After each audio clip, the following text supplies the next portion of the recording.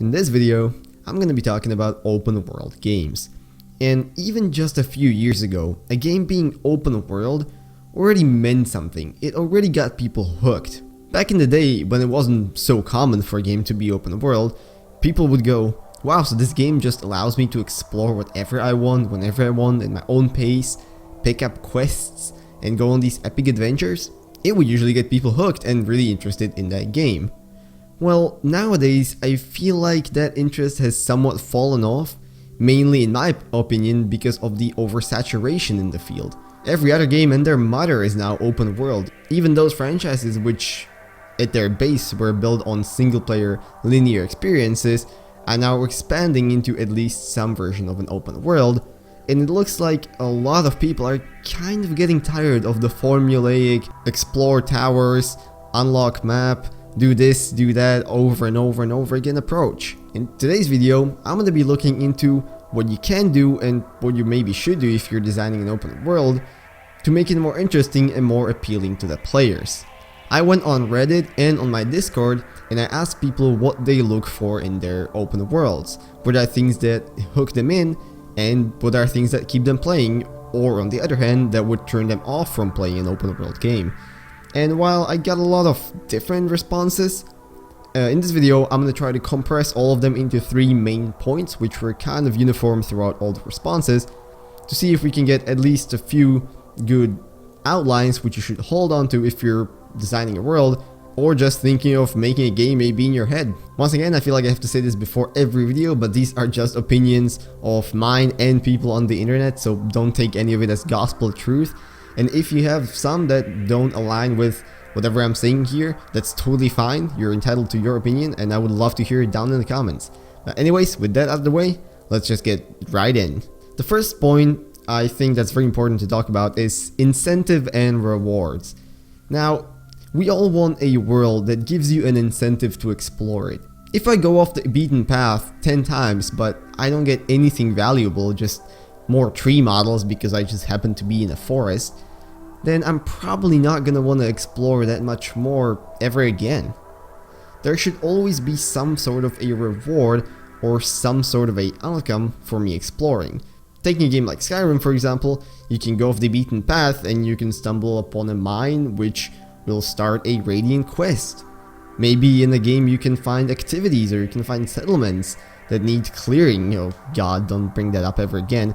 The point here being that there should be a reason why the player goes on exploring and doesn't just stick to the main storyline. Now with this, a lot of people have pointed out that they like their worlds to be bordered to an extent. What this means is that you can clearly tell in which part of the world you're located, so the whole world doesn't just feel monotone. But at the same time, these borders should not prevent you from exploring further if you so desire. When I asked people about their opinions on level scaling and having enemies that are either way too high to your level or have the whole map scaled to the player, I mostly got mixed responses. However, people seem to have agreed on this being a acceptable way to border the map and kind of prevent the player from getting to places they're not supposed to yet. But talking about big worlds that need to be bordered and filled with stuff brings me to my second point, and that being the active and interactive world. Now we all want to feel immersion in games, that's why we play, we play games to escape the boring and sad reality of our everyday lives. Yes, I cry myself to sleep every night, and we want a world that is lively and filled with activities. You want to feel like the world goes on and exists even without you being there. You want to see people interacting, maybe some small chatter between NPCs. Small hints and things like this really help add to the immersion and further support the dynamic of exploration and wanting to just listen in on conversations or read notes or books that you find around. This also links to the world reacting back to the player. There is nothing more immersion breaking than when in Skyrim you become the leader of every hold possible, and then you go into a city and a guard asks you if you fetch the mead for companions. You want to feel like your actions and who you become in the world actually matter. Maybe if I get to a respectable position as a Thane, I should then be respected more and addressed like that by everyone, right? People also really like the idea of having the player be able to influence the world. Let's say, for example, that my quest can lead to a section of the map completely changing, maybe a village being destroyed or the inhabitants just moving on. This really adds to the feeling that what you do matters, and this isn't just a dead, empty world that you walk around in, kind of like in a galleria, just looking at everything, but not being able to touch anything. This, however, also leads to a point of limiting this, and when I asked, most people said that they would find it annoying if it were possible to really like screw yourself over to the extent where you maybe kill a quest giver and you can't progress the story anymore. Of course, it's really difficult to manage any system like this because you want to get the player freedom, but at the same time you don't exactly want them to, you know, screw up the main storyline within the first 5 minutes for attacking an NPC they weren't supposed to attack. One way to solve this, which for example Skyrim employs, is the essential NPC system, and most people seem to be kind of okay-ish with this, but if there was a better way to do it, I think we would really all be interested in seeing a way like that. A good thing to note though on this point is also that perceptive players should be rewarded. As I already said, exploration being one of the key dynamics for the open world gaming genre, the players that do actually explore and that do listen on the conversations and the notes should be able to maybe prevent some of these things from happening. The example I gave with the village earlier, if a player, let's say, overhears two bandits conversing about planning an attack on the village and then stops it, they should be able to do that, which would really add to the immersion and really encourage the players to listen and become a part of the world they're in. Now finally, let's move on to the questing and collectibles point. A big one, of course, but one that's really hard to talk about because a lot of people have a lot of different opinions when it comes to this. A very important one at the start is don't do pointless collectibles. A lot of games nowadays like to just fill out their map to the brim with activities. I mean, to the point where you almost can't even see the map below because you can collect feathers and you can collect pieces of a broken statue and you can collect I don't even know what. The point is, most players just don't care. I mean, why would they? Maybe if you collect all of them you get one cool bonus outfit, but am I really gonna spend 10 extra hours to collect these?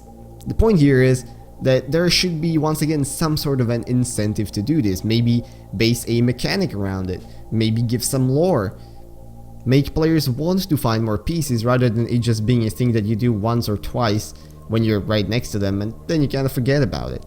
Now second of all, when it comes to questing, I asked whether people prefer handcrafted or rather randomly generated quests, and the answers were right about 50-50.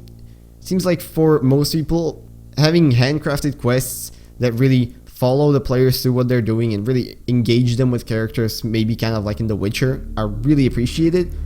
However, there is also a solid percentage of people who like the kind of short and simple activities that you can just sometimes do for maybe extra cash that don't need to be necessarily quite so deep, and that's understandable. The big point here once again is that the place, while it should have these activities in the world, it shouldn't be so oversaturated that you're just gonna pick up 200,000 quests at the start and now you're just not gonna want to do any of them because of, you know, choice overload. So always with moderation.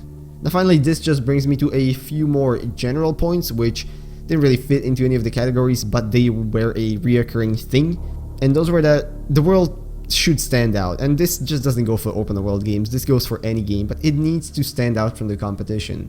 We've seen open worlds done, right? We've seen the Tropical Island open world done a bunch of times, right? Whether it's Crysis, whether it's Far Cry, and we've seen like olden cities and towns done, a la Assassin's Creed, also a whole bunch of times.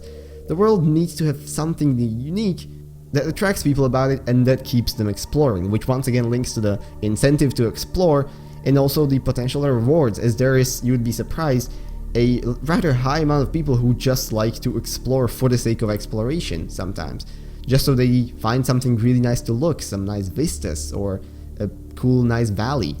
The point is, if you just make another open world with a bunch of forests, a few towns or small villages, you're definitely shooting yourself in the foot, because even though your game might be great, it's just not going to attract as wide of an audience as you might have with a more creative and unique world. And finally, this also links to having a bunch of those short and quick activities, as people really like the idea of being able to just hop in and hop out of a game without having to give too much of a commitment into a particular playthrough.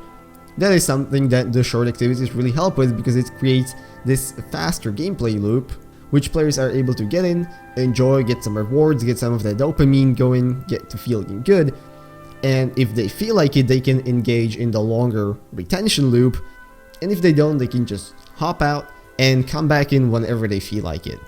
Anyways, that was all of the points I had to make in the video. Once again, guys, these were just my opinions coupled with opinions of some people on the internet. It does not at all mean this is the gospel of how you should make an open world game and what the open world game should have in it. In fact, I'm pretty sure if it were that easy, everyone would already be doing it, right? So it's totally fine to disagree with this, and if you have any other opinions which you would like to voice, please make sure to leave those down in the comments. I would love to read them and maybe start a discussion with you. If you guys enjoyed, maybe consider leaving a like, commenting, or subscribing. All of those would be very much appreciated. I thank you all for watching. I want to wish you a beautiful rest of today, and I'm going to see you in whatever next video I make. Bye bye.